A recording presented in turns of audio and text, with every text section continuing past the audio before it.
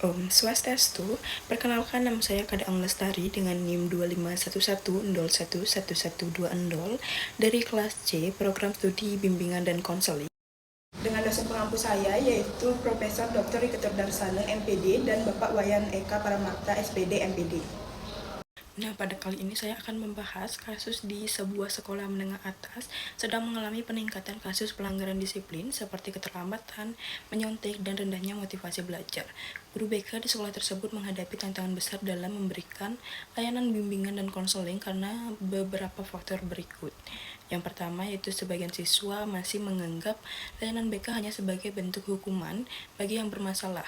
Yang kedua, guru BK belum memiliki sistem layanan yang terstruktur dalam mendokumentasikan serta mengevaluasi perkembangan siswa. Yang ketiga yaitu pihak sekolah belum sepenuhnya memahami peran strategis konselor dalam pembentukan karakter dan kesejahteraan psikologis peserta didik. Nah, dan yang keempat, regulasi dan dukungan kebijakan sekolah terhadap layanan BK masih terbatas. Bimbingan dan konseling merupakan profesi yang sangat signifikan di bidang pendidikan, berfungsi untuk mendukung siswa dalam mengasah potensi dan menyelesaikan permasalahan yang dihadapi. Guru BK memiliki dua tugas, yakni sebagai pembimbing dan konselor. Seorang guru bisa membimbing, tapi tidak semua guru bisa berperan sebagai konselor, karena tugas ini memerlukan keterampilan khusus dan profesional.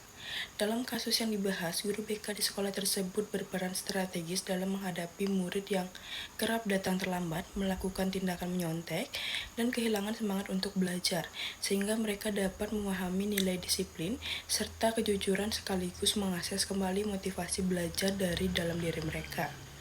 Tujuan dari program BK di sekolah tersebut adalah untuk mendukung peserta didik dalam mengoptimalkan potensi mereka, membangun disiplin, serta meningkatkan motivasi dan rasa tanggung jawab dalam belajar.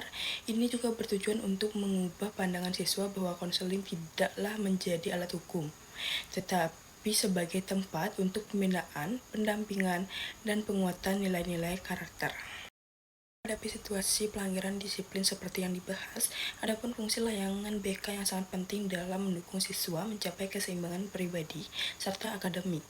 Melalui fungsi pemahaman, guru BK membantu siswa untuk menyadari potensi yang dimiliki dan faktor penyebab perilaku mereka. Yang kedua yaitu fungsi pencegahan diterapkan untuk menumbuhkan kesadaran akan disiplin dan mengubah perspektif bahwa layanan BK adalah bentuk sanksi.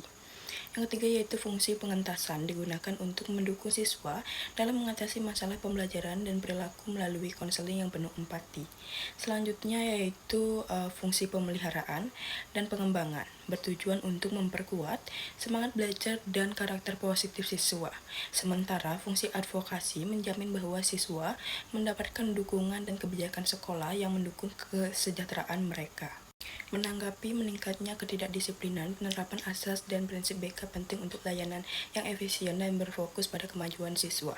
Guru BK perlu yang pertama yaitu asas kerahasiaan, melindungi data siswa, misal menyimpan informasi keterlambatan akibat masalah rumah. Yang kedua yaitu asas kesukarelaan, layanan berdasarkan kehendak siswa, misal menciptakan lingkungan yang menyenangkan agar siswa mau datang. Yang ketiga yaitu asas keterbukaan, jujur dalam proses konseling, misal mendorong siswa berbagi kebiasaan menyontek tanpa penilaian. Dan yang keempat yaitu asas kemandirian, mengembangkan kemampuan siswa membuat keputusan, misal menyusun rencana pribadi agar terhindar dari menyontek atau terlambat. Adapun prinsipnya yaitu prinsip keterpaduan dan kerjasama, melibatkan guru lain dan orang tua, misal merancang program bersama untuk meningkatkan disiplin dan motivasi belajar. Peningkatan kasus keterlambatan, menyontek, dan rendahnya motivasi belajar menunjukkan perlunya penguatan layanan BK yang berlandaskan hukum pendidikan nasional. Undang-Undang Dasar 1945 Pasal 31 Ayat 1 dan 3 menegaskan hak siswa atas pendidikan yang mengembangkan akhlak dan kecerdasan. Sementara Undang-Undang Nomor 20 Tahun 2003 Pasal 3 menekankan pembentukan karakter dan kepribadian. Nah, Permendiknas Nomor 22 Tahun 2006 dan Nomor 27 Tahun 2008 menekankan peran layanan konseling dalam menangani masalah pribadi, sosial, belajar, dan karir, serta memastikan profesionalisme guru BK.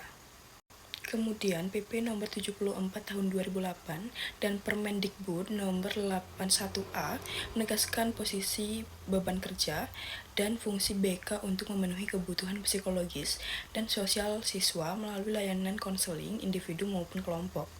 Dengan dasar hukum ini, guru BK berperan dalam mendampingi siswa dalam meningkatkan disiplin, motivasi belajar, dan pengendalian diri agar pelanggaran disiplin dapat diminimalkan. Guru BK di sekolah tersebut menghadapi permasalahan serius karena sebagian siswa masih memandang layanan BK sebagai hukuman, sehingga fungsi konselor dalam mendukung perkembangan pribadi dan karakter belum optimal.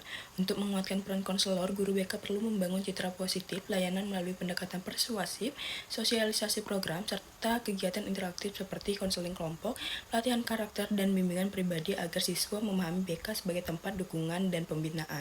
Layanan yang selama ini bersifat reaktif seharusnya diganti dengan pendekatan preventif dan berkelanjutan, mencakup bimbingan klasikal, konseling individu maupun kelompok, serta kegiatan motivasi belajar.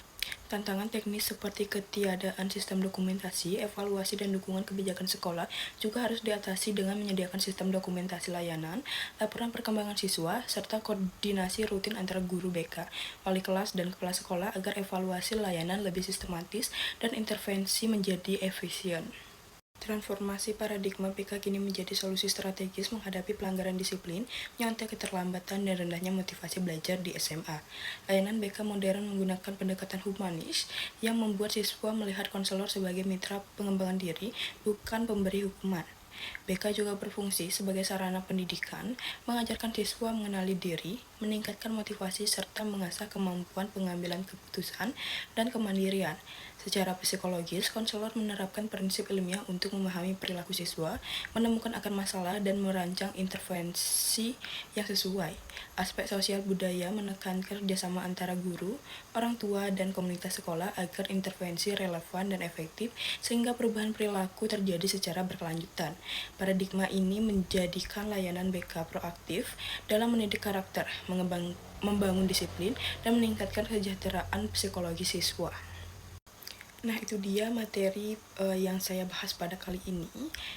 Sekian dari materi saya. Jika ada salah pengucapan ataupun kata saya mohon maaf dan saya akhiri dengan Brahma Santi. Om Santi Santi Santi Om.